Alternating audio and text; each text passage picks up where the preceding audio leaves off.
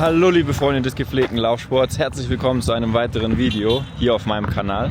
Ich befinde mich hier an der Straße zu Eldoret und warte auf meinen Pickup. Und zwar hat mich Paul Chelimo gefragt, ob ich für seinen YouTube-Kanal nicht eine Folge drehen könnte. Darauf freue ich mich jetzt natürlich sehr. Wir fahren dann nach Eldoret ins Kipchoge Stadium. Hier ist auch relativ viel Verkehr, weil natürlich sehr viele ins Kipchoge Stadium fahren zum Training. Das ist ja circa eine Stunde Fahrt von hier. Hier ist die Straße dann nach Eldoret. Es sind super viele natürlich am Laufen. Und hier ist dann die Straße quasi, die zu unserem Camp führt.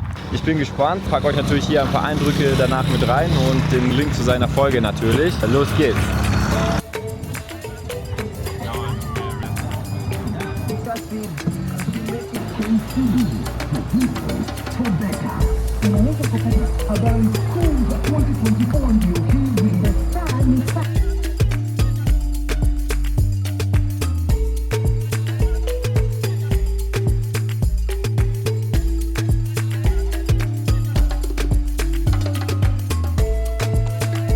So, ihr seht die Athleten gerade neben mir trainieren. Ich spreche nicht so laut, damit ich sie nicht ablenke, aber es ist schon faszinierend, einfach wie schnell die sind, wie locker das alles aussieht. Ja, zieht's euch rein.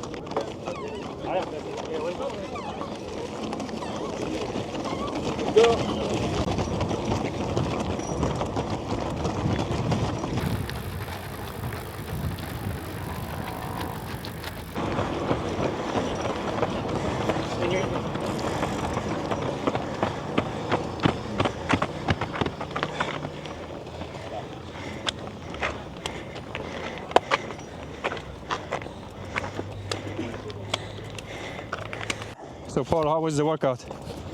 Yeah, that was tough. Especially on the track, sometimes it can get crazy, you know.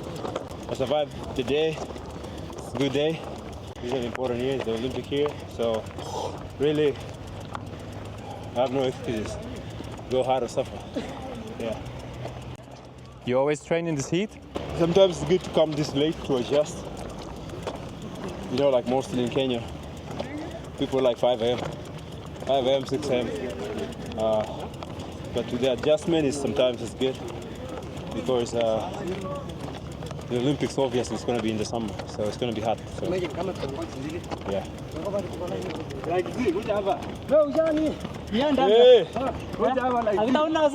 what's going on?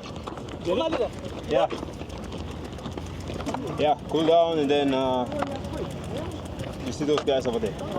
They're waiting for us. Gotta give out some sample. Yeah. Yeah. Yep. Literally everybody on this truck today was tasted. Only the Kenyans or all athletes? Everyone. Any athlete, apart from only, obviously you and the coaches. Bye guys, how was the workout? Good. Yeah. Strong.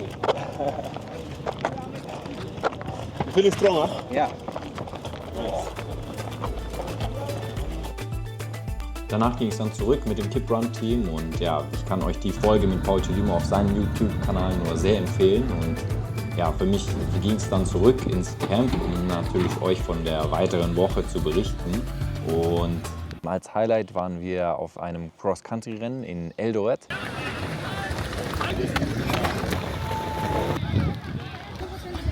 Genau, und dort durften wir dann mal sehen, wie kenianische Rennen einfach ablaufen hier. Das war super spannend. Wir haben dann dort mit Bambinis gestartet. Bei den Kids hat man dann gesehen, dass ja super viele teilweise barfuß laufen, weil sie eben einfach nicht die Möglichkeit haben, da an Schuhe zu kommen. Das ist einfach nicht üblich hier. Dann ging es weiter mit der U20. Bei der U20 hat man natürlich schon gemerkt, also das Level ist einfach so unfassbar hoch. Der Start, das war so beeindruckend, das zu sehen. Sowas habe ich noch nie gesehen, wie die da losgeschossen sind, muss man wirklich sagen. Und danach kamen dann die Senioren. Da gab es dann einen Fehlstart.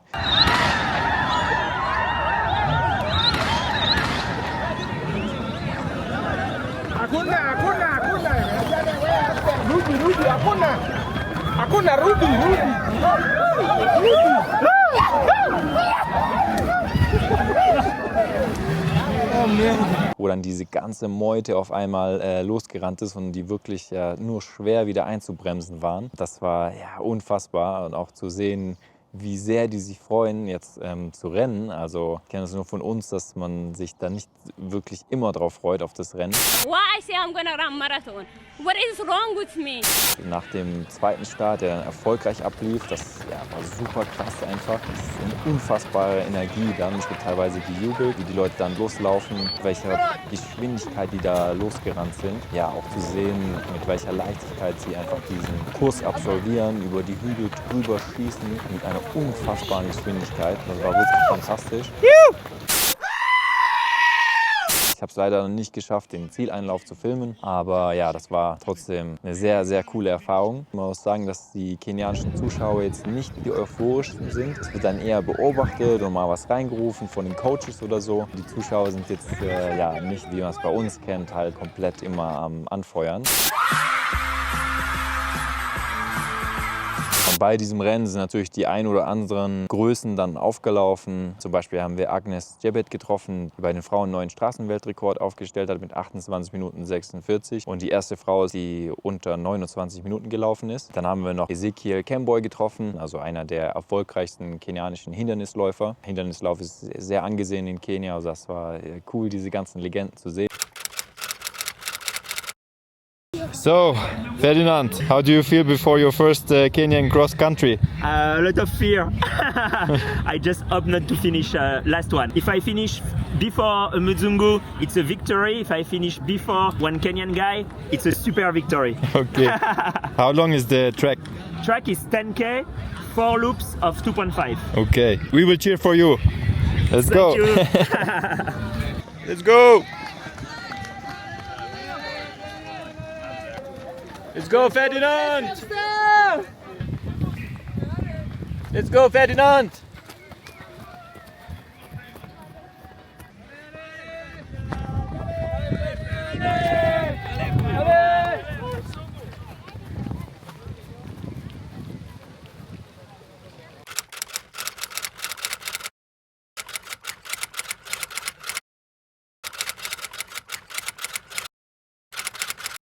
Genau, und danach sind wir dann noch nach Eldoret in den Mall, um einfach mal ein bisschen was einzukaufen, weil hier in Iten ist es oft schwierig, an bestimmte Sachen einfach zu kommen, also wie so eine Art Supermarkt. Genau, da sind wir dann noch in ein super schönes Restaurant und haben dort dann gegessen. Da gab es ein super leckeres Buffet mit Barbecue zusammen und natürlich einer tollen Aussicht über Eldoret. Genau, und dann sind wir wieder zurück. Als nächstes habe ich mich natürlich sehr wichtig mit so einem kenianischen Armband hier ausgestattet. Da war ich sehr lange auf der Suche nach, wollte das unbedingt schon vor meiner Reise haben. Hinten kann man sich dann den Namen individualisieren lassen. Finde ich sehr schön und wollte ich auch schon vor meiner Kenia-Reise haben. Wer ist das Schönste im ganzen Land? Du. Wer? Du.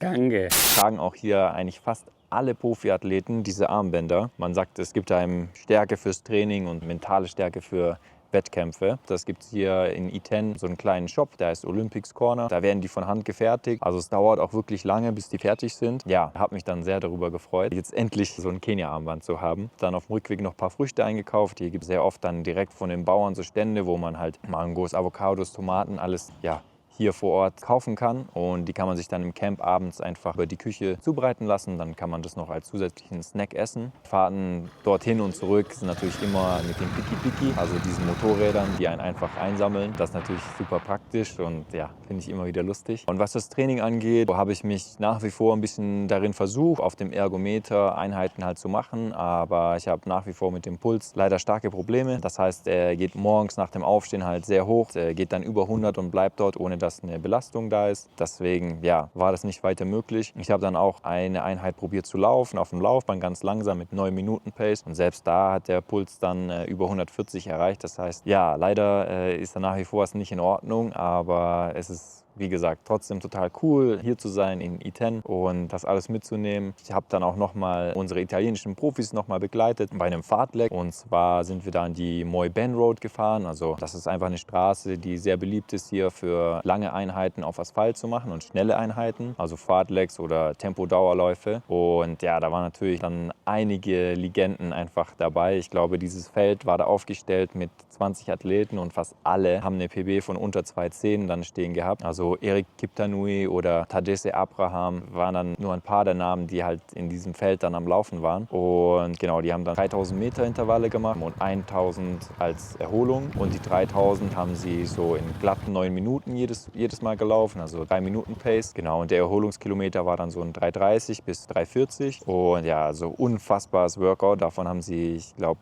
5 bis 7 Mal durchgezogen. Okay.